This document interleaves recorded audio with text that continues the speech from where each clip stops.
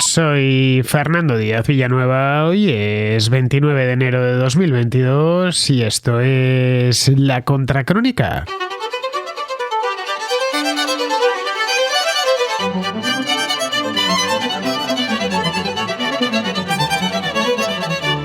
Bienvenidos a La Contraportada. Como bien sabéis los habituales, es el día, 2 veces al mes, que dedicamos dentro de La Contracrónica a los libros, que le dedican los propios contraescuchas, porque son ellos quienes nos traen los libros de los que debemos hablar, de los que hablan ellos y de los que, ya de paso, ya que estamos, pues también hablo yo. Si es que lo conozco, que no siempre sucede, de hecho sucede solo de vez en cuando. Hoy me traen un libro que conozco bastante bien, que reseñé en su momento, a pesar de que el libro tiene ya más de 20 años, viejo que es uno. Bien, aparte de eso tenemos una contraportada muy poética. Nos traen también un poeta chileno, otro oyente de Chile precisamente, nos trae un poeta chileno que murió hace no mucho tiempo y que, pues la verdad, como vivió tanto tiempo, vivió 100 años, más de 100 años, pues nos dejó muchísimos poemas.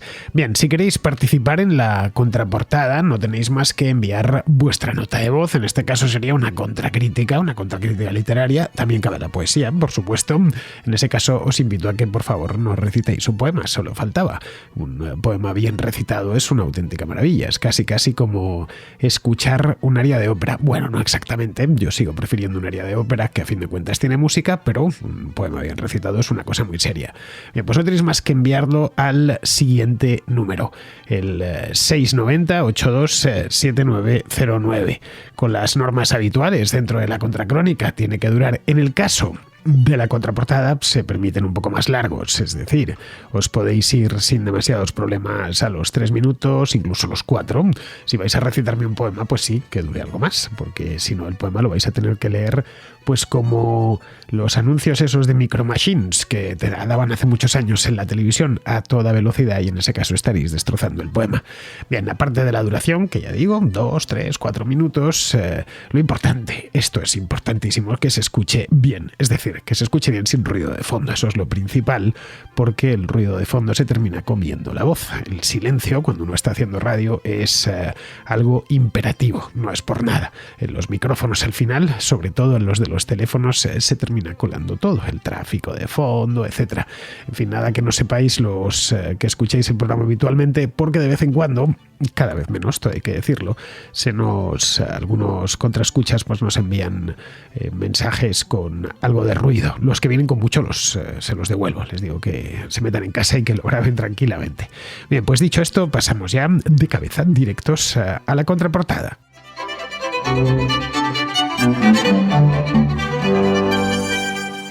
Empezamos con Alberto, un contraescucha de Colombia, que nos trae un libro de Jean-François Rebel, que es un autor, bueno, era porque murió hace ya bastantes años, murió en el año 2006, a mí me encantaba, yo de Rebel lo tenía, no sé si todo leído, pero sí casi todo, desde luego casi todo lo que publicó en lengua española. Me murió hace ya muchos años, pero su obra se mantiene con la máxima salud. De hecho ya estuvo Rebel por aquí, he ido a buscarlo porque nos trajeron La Gran Mascarada, que era otro de sus últimos libros, también muy bueno, pues hace ya bastante. Estoy mirando, lo tengo aquí el 28 de septiembre de 2019, es decir, ya va para 3 años. Bien, hoy nos trae Alberto otro distinto, es de hecho su penúltimo libro, así que vamos a escuchar a Alberto y que nos termine de contar. Mi esposa y yo somos grandes fans de tu programa. Desde que lo conocimos hace aproximadamente 3 meses, nos hemos comido todos los minutos y horas de vuestro programa, los viejos, los actuales, estamos al pendiente. Hay un tema que me gustaría que tocaras, ya sea para el contraplano o para la contracrónica, es sobre un ensayo que realiza Jean-François Rebel, un ensayista, un escritor francés muy reconocido pues dentro del ámbito liberal, que se llama La obsesión antiamericana. Es un ensayo pues corto, digerible, no es muy complejo al respecto, toca aspectos muy básicos y es por decirlo así, una oda al sentido común. Pues es de todos conocido que el recelo que hay en Europa, en América del Sur, hacia la sociedad estadounidense, pues Es un ensayo que aborda eso, las razones, los motivos y cómo ellos son infundados en mayor parte. Pues sí es cierto que la sociedad estadounidense es una sociedad que, como toda, tiene sus luces y sus sombras. No es no, Gran parte de los odios que genera son injustificados o las razones que alegan las personas de esos odios. Por ejemplo, incluso él es francés y es muy conocido que en Francia el antiamericanismo, por decirlo así, se generan sobre todo en los ámbitos intelectuales. Me gustaría que abordaras ese tema, ya sea para la contraplano o para la contracrónica. Saludos desde Colombia, hasta luego. Este de La obsesión antiamericana es un libro de hace ya casi 20 años, es del año 2003. Fue, de hecho, como he comentado antes, uno de los últimos libros de Jean-François Revel, porque murió 3 años más tarde, murió en 2006. El penúltimo, de hecho, al menos en vida, porque Un festín en palabras, que fue el último con el nombre de Jean-François Revel publicado, se publicó tras su muerte, creo que en 2007, un año justo después de su muerte, y no es un libro que tenga que ver con filosofía, ni tiene que ver con política, ni nada por el estilo. Un festín en palabras, lo dice el título, es una delicia, es un festín de libro, es un libro sobre cocina, porque Revel, a diferencia de mí, era un gran gastrónomo, era un entendido, como buen francés, un entendido de la buena cocina. De hecho, en su diario de fin de siglo, que es del año 2000, buena parte del diario de fin de siglo es lo que va comiendo y te lo va explicando, ¿no?, por distintas partes de Francia. Bueno, pues antes de Un festín en palabras se publicó el fin del siglo de las sombras, y ese es del año 2004, que fue el año en el que yo pude estrechar la mano de Revel, porque vino a Madrid a dar una conferencia a la Casa de América y pues corrí raudo a conocer al hombre que tantas horas de sueño me había quitado en los años precedentes, porque yo en su momento pues fui un lector ávido de Jean-François Revel. Bien, La obsesión antiamericana fue uno de los muchos títulos, no es un libro muy grueso, podríamos calificarlo de librito, en el aspecto, desde luego desde el punto de vista físico, es un libro que tendrá, pues no lo sé, 200 páginas, 250 como mucho, y es un libro que está muy bien, pero vamos, que en aquel momento salían muchos libros de ese estilo, en 2003, 2004, salieron todos al rebufo de la guerra en Irak, en un momento en el que Revel además estaba en periodo de gracia. Poco antes había publicado La gran mascarada, que es del año 2000. Así que aprovechó el momento en el que estaba vendiendo bien, tanto en Francia como en la propia España, los países hispanos. Se vendía también muy bien en el mundillo de habla inglesa. Sus libros se tradujeron al inglés. Así que se descolgó con este ensayo, que es un ensayo breve, pero muy intenso. Aquí, con la precisión de un cirujano, Revel lo que hacía era diseccionar la dinámica, las causas y las incongruencias de esa dolencia que por lo demás es demasiado común en Occidente, que confunde los Estados Unidos con el imperio del gran Satán. Más que confundirlo, directamente adjudica la condición de imperio del gran Satán a los Estados Unidos y a todo lo que significan.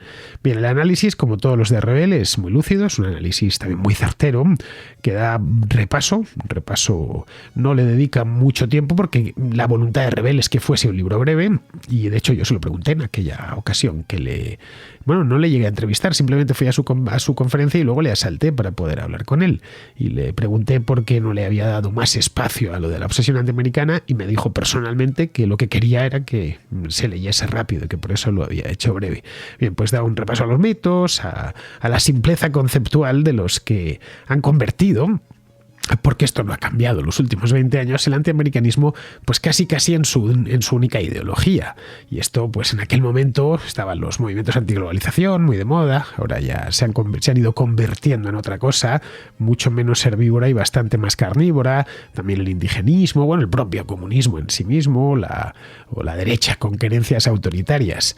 Revel conocía bastante bien Estados Unidos, era un país que había conocido personalmente, quiero decir, y no porque fuese de turista un par de veces, ¿no? Lo había recorrido, lo había estudiado muy a fondo, y no a raíz de este libro, sino mucho antes, 30 años antes, había realizado un viaje por allí. Es decir, conocía muy a fondo, y la estudió también muy a fondo, la compleja relación entre los Estados Unidos y el resto del mundo. Era un filósofo en el mejor sentido de la palabra, y por lo tanto un gran observador. Pues bien, en los 70, a principios de los 70, cuando Estados Unidos se encontraba en su cenit, realizó, como os decía, un viaje muy largo y muy provechoso por aquel país. Se dedicó a observar, que es lo que debe hacer un filósofo, más que a leer otros autores, a observar el mundo, si luego quiere interpretar ese mundo y sacar conclusiones. Yo, los filósofos que te están continuamente sacando autores, no has salido de la biblioteca. Por favor, abre la puerta y sal y observa a los seres humanos actuar y observa las sociedades cómo funcionan antes de ponerte a sacarme 17 autores del que supuestamente ellos sí lo habían observado. Pero bueno, Revel no era de esos y era un tipo realmente brillante. Es decir, que estaba muy leído y además tiene una capacidad de interpretación de lo que le rodeaba muy grande. Bueno, pues observó, sacó sus conclusiones, un poco el estilo de Tocqueville, pero claro, siglo y pico más tarde. Bien, el tema este lo dejó ahí y durante 30 años, porque esto lo hizo en los años 70, y volvió sobre él en 2003, ya con este libro, con La obsesión antiamericana. Unos 10 años después, claro, es que han cambiado mucho las cosas en 20 años. Unos 10 años después de la caída de la Unión Soviética, no nos parece muy lejana, pero en 2003 se veía como algo relativamente cercano. Y se había puesto de moda, sobre todo a partir de los años 90, la antiglobalización. Lo recordaréis, que todavía no sacaban las hoces y los martillos, que ahora ya sí, los han vuelto a sacar sin rubor, pero finales de los 90, principios de siglo, les daba un poco de vergüenza y de reparo sacar las banderas rojas con la hoz y el martillo, y lo que decían era que el problema era el capitalismo y que el capitalismo globalizado. Bien, pues Revel se preguntaba en aquel momento, en el libro, quiénes eran esos que se manifestaban por distintas ciudades del mundo. Hubo muchas manifestaciones, empezó todo en Seattle en el año 99 y a partir de ahí hubo unos años que duró hasta más o menos el año 2006, que se fueron pues cada vez que había una reunión del G7 o de lo que fuese en Praga, en Génova, en fin, pues organizaban un tinglado, un montón de manifestaciones. En algunas llegó incluso a haber víctimas. Pues se pregunta quiénes son, los que se manifiestan, qué quieren, quién los financia, quién los organiza y sobre todo qué traen de nuevo. Para Revel, la antiglobalización era el mismo lobo con piel de lobo que había sometido a Rusia y al este de Europa en el siglo XX. Revel los califica, y esto es textual sacado del libro, los califica como unos vejestorios ideológicos, fantasmas resurgidos de un pasado de ruinas y sangre. Luego, otro de los acontecimientos que aborda en este libro, claro, está muy pegado a los hechos, son los atentados del 11 de septiembre, que en aquella época, insisto, y nos parecen muy lejanos, acaba de hecho de cumplirse el 20º aniversario, pero en 2003 pues estaban pegados, ¿no? En el tiempo, eran recientísimos. Bien, aquello, lo digo para los más jóvenes, que evidentemente no pueden recordarlo, aquello originó un formidable debate, porque hubo mucha gente que medio los justificó. Bueno, algunos los justificaron directamente, pero otros dijeron, bueno, vale, está mal, claro, han muerto 3.000 personas, pero quizás se lo estaba buscando. Esto especialmente entre la izquierda occidental. Y ya digo, algo así como si Estados Unidos se hubiese buscado lo que les pasó. Al-Qaeda era la responsable de los atentados y así quedó demostrado, pero había una idea muy extendida en aquel entonces de que todo lo malo que sucediese era culpa de Estados Unidos. Y por lo tanto, claro, como no habían hecho más que sembrar el mal por todo el mundo, pues ese mal les volvía, al menos en parte. Venían a decir algo así como: el mundo es injusto, en el mundo reina la podredumbre y la explotación, y los responsables de todo ello son los Estados Unidos de América. Los yanquis, por lo tanto, pues han de pagar por su pecado original, que no es otro que el de la promoción del capitalismo, que es un sistema asesino, y la libertad de comercio. Bien, esta lamentable reacción frente a los atentados del 11 de septiembre por buena parte de la izquierda occidental, y por occidental hay que entender europea e hispanoamericana, tenía su explicación y sus precedentes muy bien asentados en la opinión pública de casi todos los países de Europa y de Hispanoamérica. A ver, que venían a decir algo así como, se preguntaban como, ¿qué es la sociedad estadounidense sino un ejemplo de lo que no se debe de ser? En esencia, y todavía lo siguen diciendo, es que esta reflexión la hizo Revel hace 20 años, pero es perfectamente válida. Venían a decirnos que los yanquis pues eran esclavos del dinero más que ningún otro país de la Tierra, y además, por si todo lo anterior fuera poco, pues la injusticia era tal, en Estados Unidos, en la patria del dólar, que tras esa fachada que se ve de rascacielos, de automóviles descapotables, de jovencitas en pantalón corto patinando en Santa Mónica, pues se encuentra una sociedad francamente infame, la más infame de cuantas hayan existido en toda la historia de la humanidad.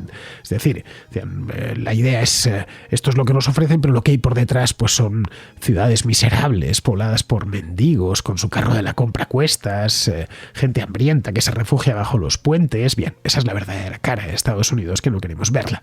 Bien, esto es de 2003, pero es que es válido en 2022. No sé si me entendéis. Hace un par de años, con la pandemia, recuerdo que mientras estoy hablando desde España, mientras aquí nos ofrecían una imagen, estoy hablando desde España y los confinamientos, que estábamos padeciendo en España uno de los peores confinamientos, con las cifras peores o de las peores del mundo, de fallecimientos, de hospitalizaciones, de todo.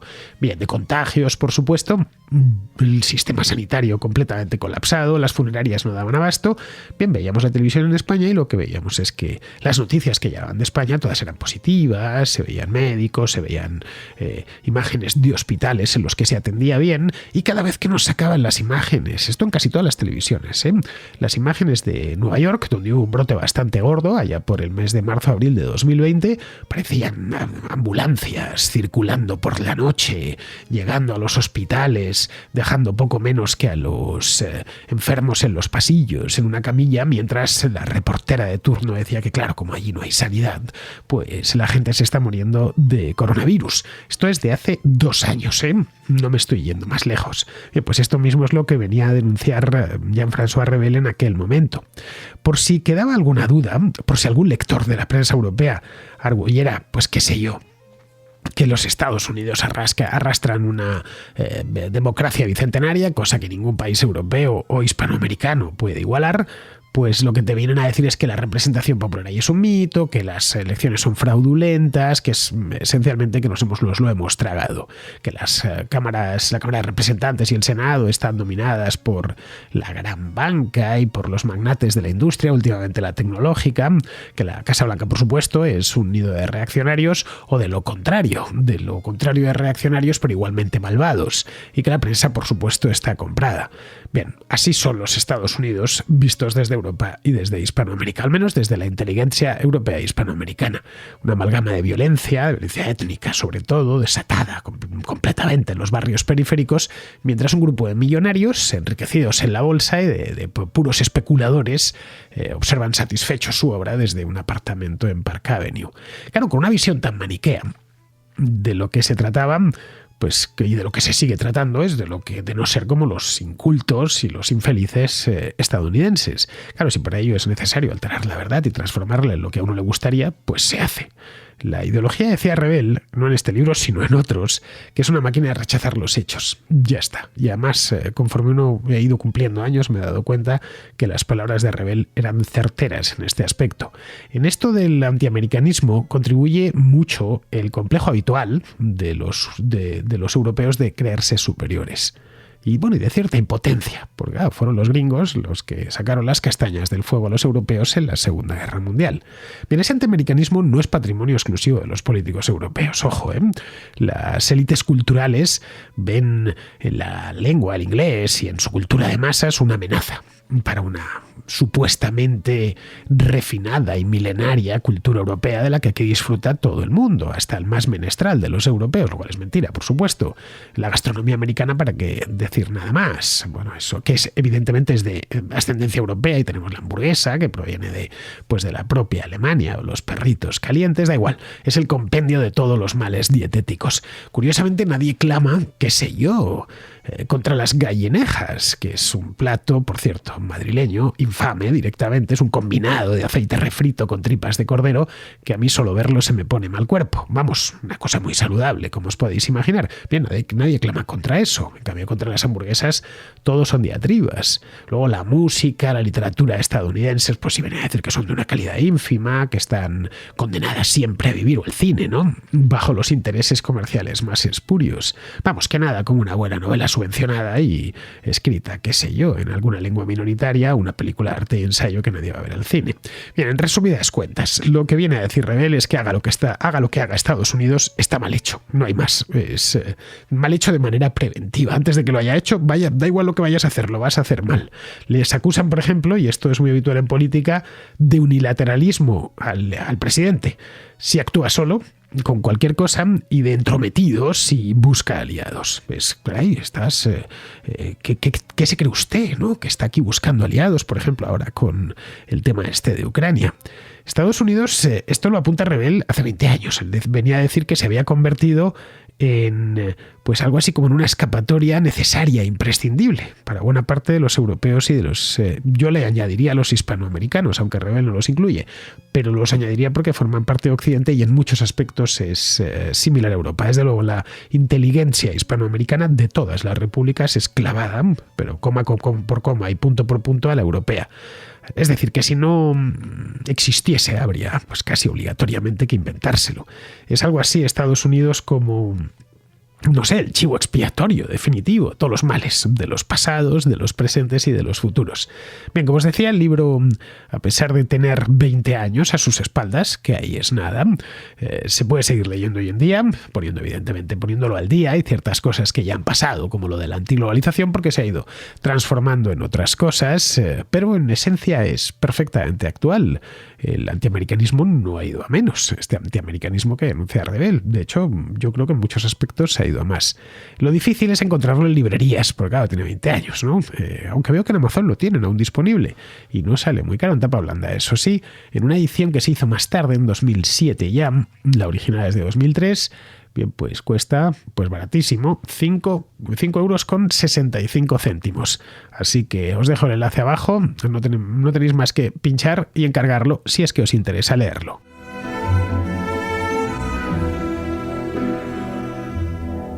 Seguimos con Rubén, que es de Chile, que pregunta si en la contraportada se acepta poesía. Te lo digo ya, por supuesto que la aceptamos, pero vamos a escuchar antes su queja. Hola Fernando, quería hacer una consulta con respecto a la contraportada. ¿Tú en la contraportada aceptas poesía? Porque hace un tiempo atrás yo envié un audio con una poesía de Nicanor Parra, desde aquí de Chile.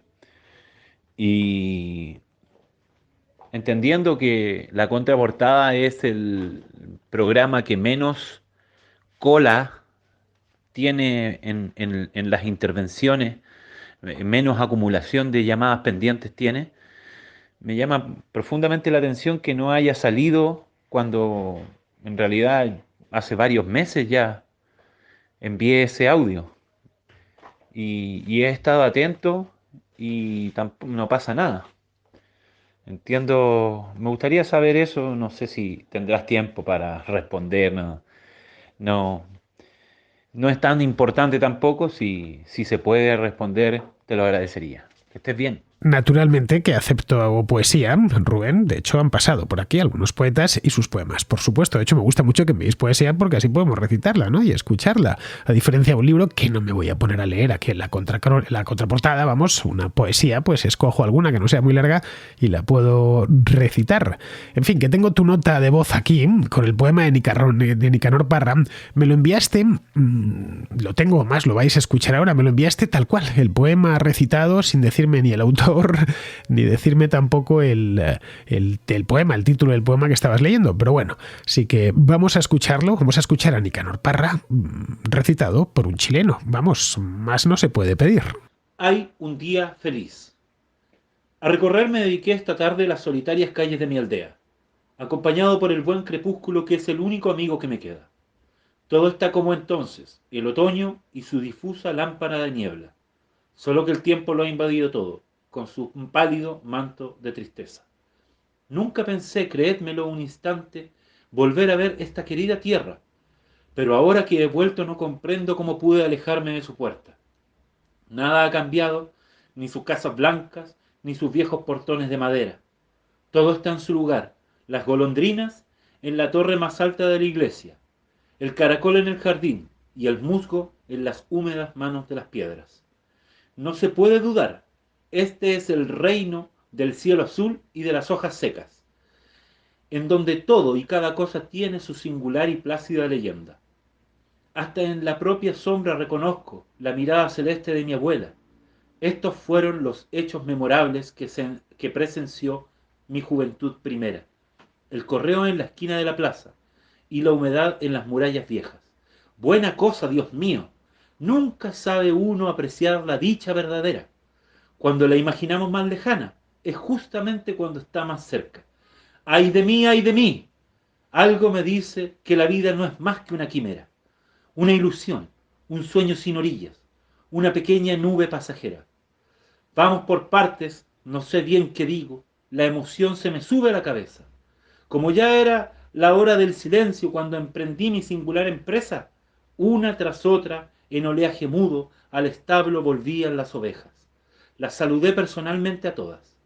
Y cuando estuve frente a la arboleda, que alimenta el oído del viajero y su inefable música secreta, recordé el mar y enumeré las hojas en homenaje a mis hermanas muertas. Perfectamente bien seguí mi viaje, como quien de la vida nada espera. Pasé frente a la rueda del molino, me detuve delante de una tienda. El olor del café siempre es el mismo, siempre la misma luna en mi cabeza. Entre el río de entonces y el de ahora no distingo ninguna diferencia. Lo reconozco bien, este es el árbol que mi padre plantó frente a la puerta, ilustre padre que en sus buenos tiempos fuera mejor que una ventana abierta. Yo me atrevo a afirmar que su conducta era un trasunto fiel de la Edad Media, cuando el perro dormía dulcemente bajo el ángulo recto de una estrella. A estas alturas siento que me envuelve el delicado olor de las violetas que mi amorosa madre cultivaba para curar la tos y la tristeza. ¿Cuánto tiempo ha pasado desde entonces? No podría decirlo con certeza. Todo está igual, seguramente. El vino y el ruiseñor encima de la mesa. Mis hermanos menores a esta hora deben venir de vuelta de la escuela. Solo que el tiempo lo ha borrado todo, como una blanca tempestad de arena. Bien, pues ya lo habéis escuchado. Nicanor Parra, para quien no le conozca, supongo que los escuchas de la contraportada le conocerán todos, aunque sea solo de oídas, porque vivió muchos años y porque además llegó a ser muy famoso. Bueno, él se definía como antipoeta, decía que hacía antipoesía, no poesía. Yo la verdad es que nunca llegué a comprender cuál era la diferencia entre la poesía y la antipoesía, pero bueno, es un poeta chileno, antipoeta chileno, que murió hace poco, murió en 2018 y que tiene muchísima fama. Ojo, no solo en los países de habla hispana, bueno, en Chile, obviamente, es una gloria nacional, pero que en cualquier país de habla hispana se le conoce, pero también es conocido en otros porque ha sido traducido un montón de idiomas, como el inglés, el francés, el alemán. De hecho, si buscáis libros suyos en otros idiomas los encontraréis. Vivió muchísimo este hombre, Parra, vivió nada menos que 103 años y, claro, eso acrecentó aún más su leyenda y permitió que su bibliografía fuese extensísima. Porque, bueno, no escribió obviamente durante los 103 años de vida, pero sí tuvo una carrera de escritor, como escritor de 76 años. Pocos pueden decir lo mismo, que hayan estado 76 años publicando libros. Así que empezaría un poco antes, pongamos por caso que empezase, que se yo 4 años antes, pues se pasó escribiendo 80 años este hombre. El primer poemario lo publicó en 1938, antes de la Segunda Guerra Mundial, y el segundo en el año 2015. Justo un año después de muerto es cuando se publicó, lo había escrito evidentemente en 2014. En el año 2011, cuando ya era pues casi centenario, porque él había nacido en 1914, le dieron el premio Cervantes, que es el más prestigioso de literatura en español, y al año siguiente le dieron el premio Pablo Neruda de poesía, que es un premio que dan en Chile y que por esa razón pues se llama Pablo Neruda. Lo único que le faltó a Nicanor Parra fue el Nobel de Literatura, que yo creo que sin duda, aunque solo sea era un poeta realmente bueno y vivió muchísimos años y escribió muchísimo, sin duda se lo merecía. En fin, un tipo realmente independiente que hizo de su capa un sayo toda su vida, que jamás apoyó a un partido político, cosa extraña en los poetas, y que además se peleó con todos, sin importar que fuesen de izquierdas o de derechas. Primero fue opositor, con el caso de Chile fue opositor a Allende y luego se convirtió en opositor a Pinochet. Vamos, un modelo a seguir en este aspecto. Así que voy a leer yo otro poema de Nicanor Parra, un poema que se titula Epitafio. Así que empezamos. Este es el epitafio que se escribió a sí mismo. Dice lo siguiente. De estatura mediana, con una voz ni delgada ni gruesa, hijo mayor de un profesor primario y de una modista de trastienda, flaco de nacimiento aunque devoto de la buena mesa, de mejillas escuálidas y de más bien abundantes orejas, con un rostro cuadrado en que los ojos se abren apenas y una nariz de boxeador mulato, baja a la boca de ídolo azteca, todo esto bañado por una luz entre irónica y pérfida. Ni muy listo, ni tonto de remate. Fui lo que fui, una mezcla de vinagre y de aceite de comer, un embutido de ángel y bestia. Como veis, es un gran poeta, la verdad. He escogido lo tiene muchísimos más, podéis buscar antologías por internet. Cuando murió en 2018 a Parra, pues evidentemente los medios, tanto en Chile, por supuesto, como en yo creo que en todos los países hispanos le dedicaron un obituario y, por supuesto, pues añadieron al obituario algunos de sus poemas. Es una cosa bastante reciente. De cualquier manera, lo que os voy a dejar, como a fin de cuentas estamos tratando el autor propiamente dicho, os voy a dejar una antología. Es una antología que se publicó pues hace muy poco, esta de aquí. La ha publicado de bolsillo en 2021, aquí en febrero de 2021, que se titula, mejor dicho, El último apagar la luz, la obra selecta de Nicanor Parra. Lo tenéis además en todas las ediciones posibles, en bolsillo, en Kindle, en tapa dura, en tapa blanda, en fin.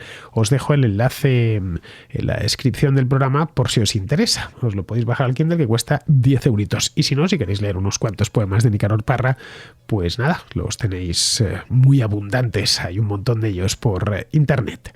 Bien, vamos a continuar, vamos con Javier, que nos trae un libro, una novela concretamente de una escritora española, Cristina Redondo se llama, que fue publicado el año pasado. Y me ha animado a pasarte la reseña de este libro que sale ahora, La furia del colibrí, de una autora joven llamada Cristina Redondo, que tiene 2 novelas ya publicadas, varias obras de teatro y bueno, muchas cosas en el cajón y muchas ganas de seguir escribiendo.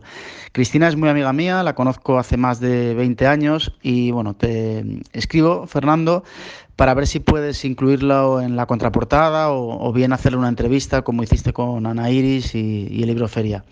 Como ves, la novela narra los últimos días de vida de Hans, que es un viejo mecánico de aviación que vivió los acontecimientos del ascenso de Hitler y bueno, el luctuoso año de 1944 en Berlín. El personaje guarda un secreto que lleva toda su vida con un helicóptero colibrí enterrado en su jardín. Yo tuve la oportunidad de leer la novela antes de su lanzamiento, hace muchos meses, y bueno, yo creo que se puede convertir en un gran libro si figuras como tú le ayudan a diseminar su edición. Bueno, nada más. Fernando, gracias por tus programas, que escucho prácticamente todos los días con sumo placer, y si te animas a leerlo y finalmente decides incluirla en tu programa, pues no haces nada más que ponerte en contacto conmigo y yo te paso los datos de la autora. Muchas gracias, Fernando, y buenos días. Pues claro que me interesaría leer ese libro, Javier. Pásame los datos de la autora y podemos hacerle un especial en la contraportada, pero claro, se lo tengo que hacer cuando he leído el libro, evidentemente. No sé si está en Madrid, lo podemos hacer aquí en el estudio, y si está fuera, lo podemos hacer por teléfono. La verdad es que este libro que nos pasas, La furia del colibrí, pero ojo, el colibrí con K, no con C, pues si busquáis con C no lo vais a encontrar. El libro no lo conocía hasta que me has enviado esta nota. Así que lo que voy a hacer es leer la sinopsis para que os hagáis una idea. Bien, la sinopsis lo cuenta así. En 1944, un joven mecánico de aviación huye precipitadamente de Berlín llevando consigo los restos de un helicóptero nazi, El colibrí con K. Hans atravesará media Europa para acabar en Madrid, dispuesto a enterrar las piezas de ese helicóptero en el patio trasero de la que se convertirá en su nueva casa. Ahora Hans es un viejo enfermo y encamado, consciente de que su tiempo se agota. Necesita redimirse y confesar a sus hijos la verdad de lo que ocurrió en aquel Berlín bombardeado y por qué escondió los restos del colibrí bajo la tierra. Desde la cama que le mantiene postrado, el alemán repasará los acontecimientos más importantes de su vida. Su fascinación por los helicópteros desde niño, el ascenso de Hitler al poder, su trabajo como mecánico de aviación en la fábrica de Anton Flettner y la certeza de que nada de lo que ocurrió pudo haberse evitado. Bien, por lo que veo, tiene muy buena pinta. La sinopsis no es por nada. Creo que daría hasta para película, o una cosa así, o una serie, piensa, una miniserie. Tendría que leerlo de cualquier manera, pero el presupuesto de partida es muy sugerente. Bien, por lo que veo, la autora no es una novata. Cristina Redondo tiene otra novela titulada Clandestina, que es del año 2017. Así que, si pasa por aquí, pues nada, que nos hable de las dos. Yo, de cualquier manera, el que quiero leer es el de La furia del colibrí, porque este de Clandestina creo que es una novela policíaca, y yo no soy de leer novelas policíacas. Prefiero estas que cabalgan entre la ficción y la historia, ¿no? Bien, pues con esto, queridos amigos, ya damos por concluida la contraportada de hoy. Espero que haya sido de vuestro agrado y yo, entre tanto, me despido de vosotros. Hasta mañana.